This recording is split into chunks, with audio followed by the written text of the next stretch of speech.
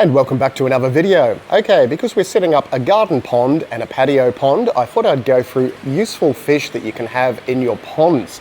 Now, there are quite a few different fish that are not just goldfish, that if you live in South East Queensland, Australia, pretty much most of the rest of the world, there's going to be all sorts of different fish native to your area as well. So I'm just going to go through a few different fish that are ideal for little patio ponds. We're going to start with these, which are white cloud mountain minnows. Now, they come from China, the White Cloud Mountains in China originally. They are a super common little fish. So most aquarium stores and pet shops are going to stock these. They're a schooling fish. They're going to max out around about that sort of 3 centimeters, give or take. Lovely, peaceful little fish. Now, you can mix these with other cold water fish like goldfish and a few other different natives in that. I think we've got a few little albino paradise fish in here. And these are another little Asian fish that is suitable in cold water. Obviously, the albino version is a white color, and they get a really nice colored tail to them. If I can zoom in on that little guy there. Turn around, we can see a peachy tail, lovely stripes. Now, they come in blues, blacks, which is a slightly different variety, a gray colored one. There are red paradise fish, which are almost solid red with blue fins as well. But they're another nice little fish. Now, paradise fish can be nippy. You don't want to mix paradise fish with goldfish or slow-moving fish because they can harass them and nip the eyes off them. So yeah, you have to be cautious about what you put paradise fish in with, but the white cloud mountain minnows are going to be suitable. Both of these fish are going to survive anything from a pH of 6.5 up to about 7.2, 7.3, so you want to keep your pond about neutral for these. Now, in the tank next door, look at those. Are they ridiculous or what? So these are pearl scale goldfish. So think of goldfish as dogs. There are different shapes and colors of the same thing. Look at that. Oh my goodness. Yeah, that is just crazy. Now, these are a little bit slower to the food than normal goldfish. So if you do go for goldfish for your pond, you want about 60 liters per individual goldfish because they will get big. Pearl scales won't get as big as common goldfish will, but they're still going to get around 15 centimeters diameter, which is a little round fat ball. I know. Now, the other problem with goldfish is they're going to eat plants. So if you've got a lot of plants in your tank, as the goldfish get bigger, they're going to keep munching and munching on them. So if you notice your plants disappearing, it will be because of the goldfish, unfortunately. While they're smaller, like these little guys, which are around about 4 or 5 centimeters, they're not really going to eat many plants at all. So obviously that's something to keep in mind if you want to go for goldfish in a planted pond. Now, the little tiny fish in with these goldfish are Medakas or Japanese rice fish. They come in a big variety of colors. So we've got little platinum ones, which are the lovely silver ones. We've got some gold ones. We've got some black ones. There's a few in between. There's some yellow ones there. Now, they are a very hardy fish. They don't get overly big, so they're going to max out around about that 4 centimeters, give or take. Awesome little fish. You can obviously mix them with goldfish, but bigger fish are obviously going to try and eat them. So bigger goldfish might inhale the little tiny medakas, so just be cautious about what size you mix with what. And that pretty much goes for any fish. But medakas, again, they will range in pH from about 6.5 to about 7.5. They'll survive very cold. So goldfish will survive with a layer of ice on top of the water. The medaka is pretty much close to that as well. So 5 degrees Celsius up to about 25 degrees is the range for these little medakas, which are really cool little rice fish. Now, obviously we have lots of different goldfish throughout the world. These ones are actually spawning. So that's the boys chasing the girl around.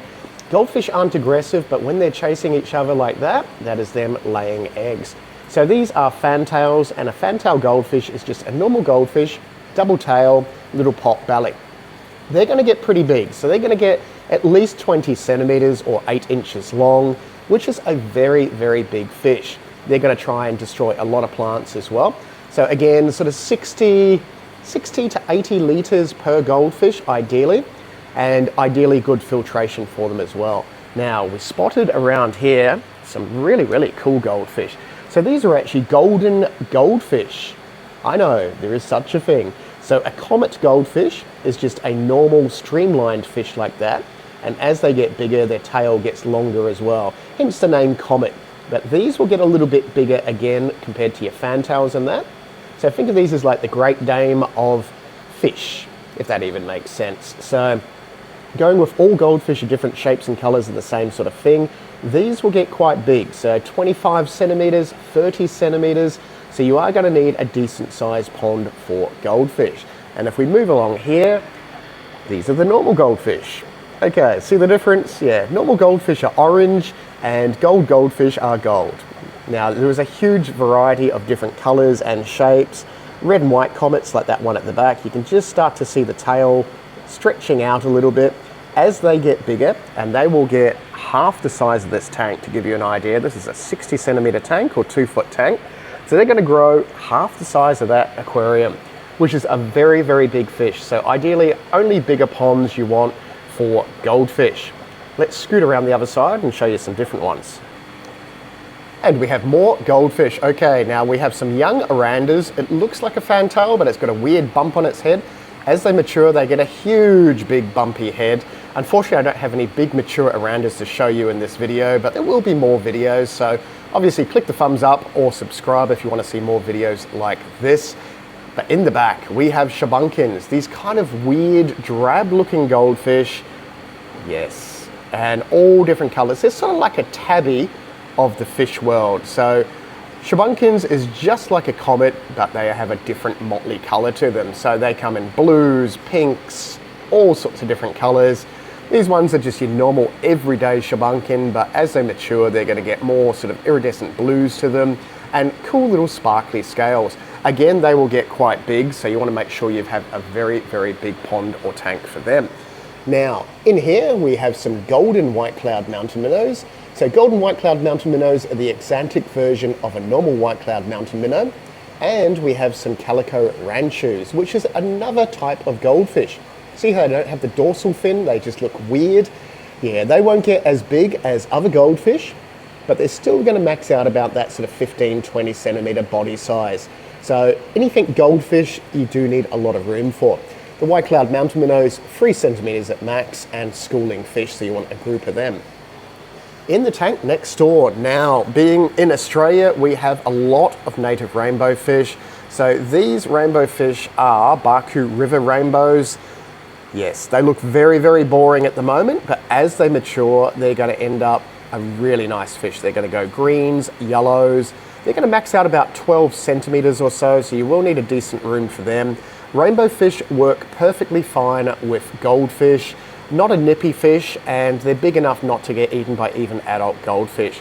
So all these guys and girls haven't got hardly any color to them at the moment because they're only babies. Once they hit about that sort of 6-7 centimeter mark, they start to get color in the fins, and then you see full color on the body as well. Rainbow fish are schooling, and these Barcoo River rainbows are going to survive anything from 5 degrees up to about 35 degrees Celsius. So they are extremely tolerant. And if you live in the subtropics, you can also get away with peppered Corydoras. Now these are a little South American catfish.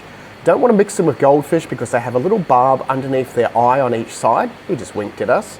And that can get caught in bigger goldfish's mouths if the goldfish tries to eat the catfish. They're schooling again, so you want a little group of them, and they tend to stick together, unlike these ones that are just doing their own thing at the moment. But they're a good little catfish if you want something that's going to survive down to about sort of 10 degrees Celsius, give or take. If your water temperature gets below that, they're probably not going to cope too well, so just keep that in mind if you want something like them. And we have some silver perch. Okay, silver perch are a food fish in Australia. They're a native fish, obviously, and they're going to get around about 40 centimeters, give or take.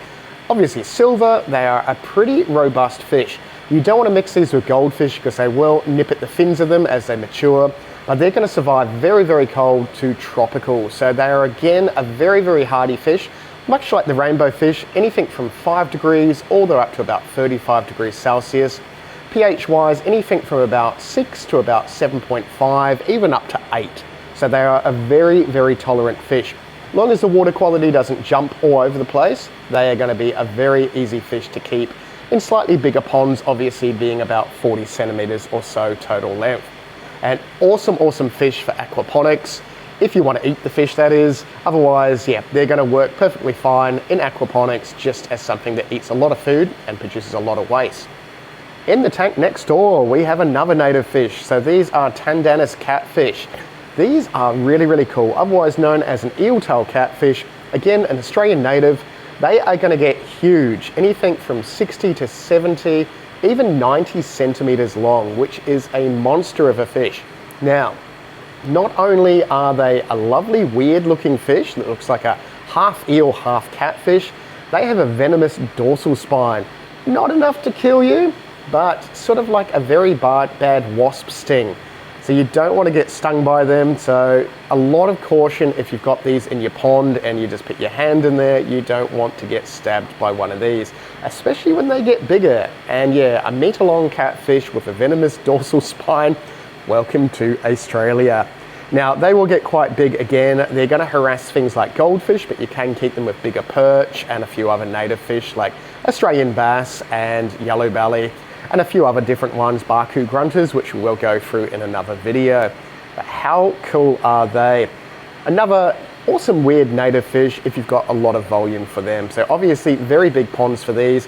They're going to survive again, water quality from 6 to about 8, and temperature wise 5 degrees all the way up to about 35. So they're very, very tolerant of a huge range of water qualities, as long as it doesn't jump up or down or anything like that.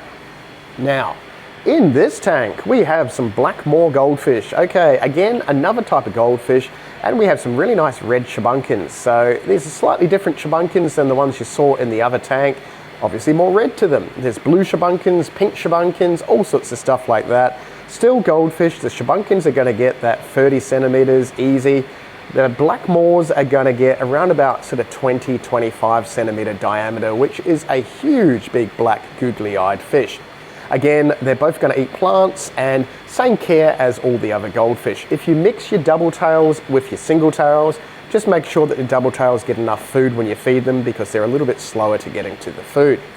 Next door we have rosy barbs. Okay, these are a Southeast Asian fish. Awesome fish, but you don't want to mix them with goldfish because they're going to nip at the fins of them.